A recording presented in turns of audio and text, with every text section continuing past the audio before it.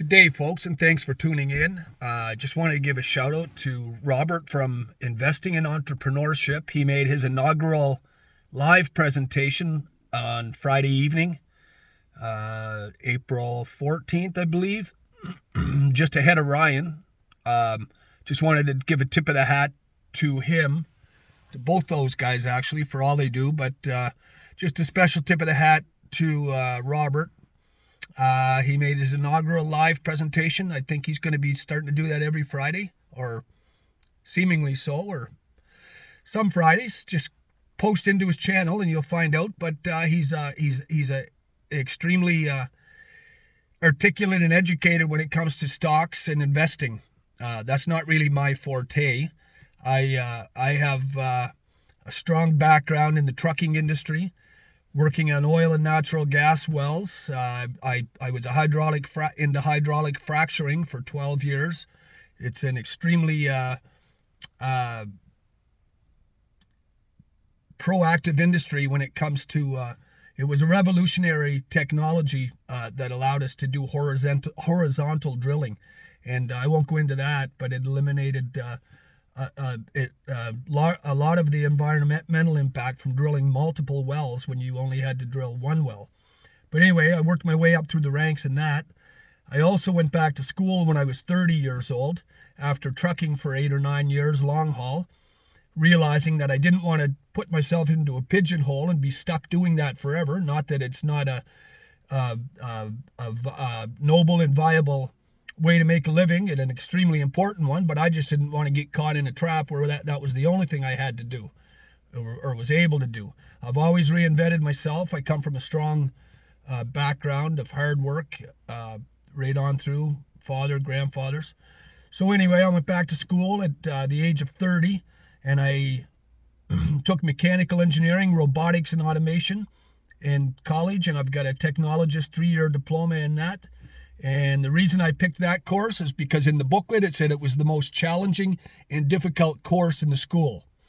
Anyway, I moved on from that. I worked in the oil and gas industry, as I said, hydraulic fracturing, and I'm back to trucking in a different sense. I'm supervising and training guys in what I do, and I had to move for personal reasons into a more localized type of thing, because I had loved ones whose health was not as good as it could be. My parents were getting older, and the most important things had to take precedent. But anyway, I've been a part of this Hyliion journey for a while now, and I won't go into it in detail in this video, but I do have a personal connection that my heart, not only my head, but my heart is strongly involved in seeing this through to the end. And when it does happen, I'll put a little video up about the personal side of things.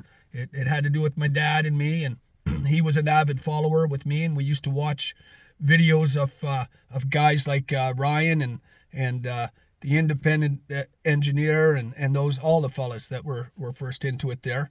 Sober Trades, I haven't seen him for a while, but my dad's gone on to the other side now, but he's still with me, and I still want to see this on through, because we talked about it a lot together, about the product and the possibilities of it. And we're going to see this on through, and I'll tell you a little bit about that story more later on in the future when we do see this on through to fruition. Now, I didn't really want to get off in a tangent there, but anyway, folks, I guess we all have to have a little bit of a personal side to our thing. And anyway, what I want to talk about this morning is just the title of the video. The technology's long been proven. The Hyliion technology. This isn't new, folks. The powering electric axles has been in locomotives since 1925, when General Electric partnered with. Let me just take a look here. I did write a couple of things down because. General Electric, I got to get out of the truck. I got to put my readers on to see what I'm looking at here for a minute. And it looks a little funny. I got them over top of my safety glasses. But in 1925, General Electric, in partnership with Ingersoll Rand and the American Locomotive Company, created the first commercially successful diesel electric locomotive, identified as the number 1000. This first diesel electric off the assembly line was purchased by the Central Railroad of New Jersey. Okay, folks, why is that important? Well, it's important because the technology works. It's been proven. And there's nothing that goes through more strenuous and rigorous conditions than train engines. I'm telling you, folks, do you ever see a train engine broke down because the electrical connections and the electrical drives have been penetrated by snow and moisture?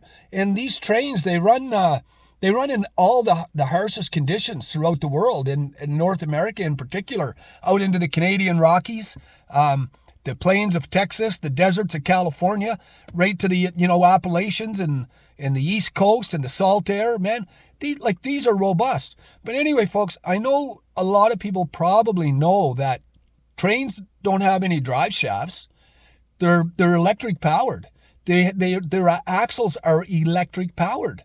They're powered by a generator that sends the power through a drive system. It changes from alternating current to direct current into drive motors that are mounted on the axles. That's what drives the axles. So, folks, this technology is not new. It's proven. And the interesting thing about it is, with the Carnot system, okay, you have the possibility. Like our diesel engines now, they're diesel powered. They're diesel powered, and they power the electric drive system in the train engine.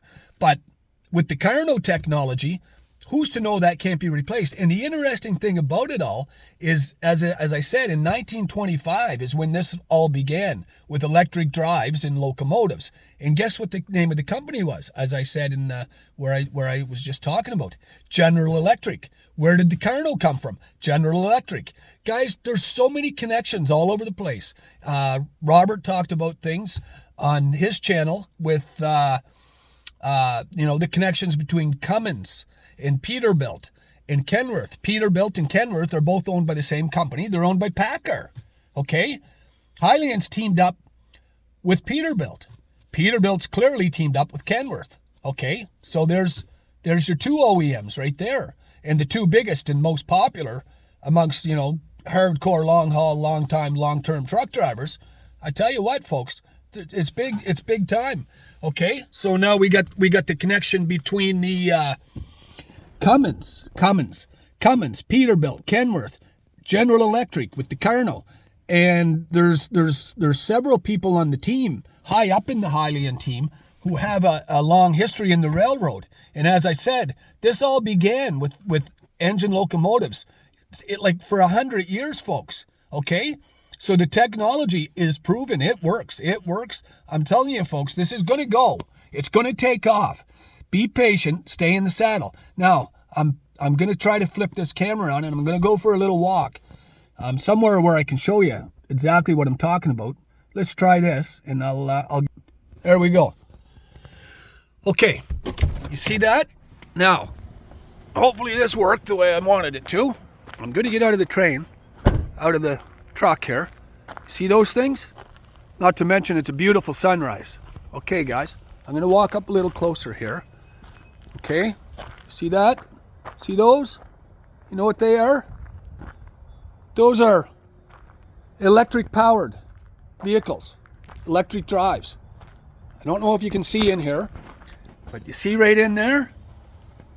See that? That's an electric drive system. Okay? You see this? Getting a little closer. There's your axle.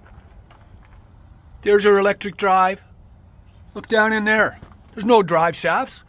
You see that square box coming down from up above? That's your electrical connectors coming down into the electric drive system from up above it in the engine. Okay? There's your diesel engine. Okay? That's your diesel engine.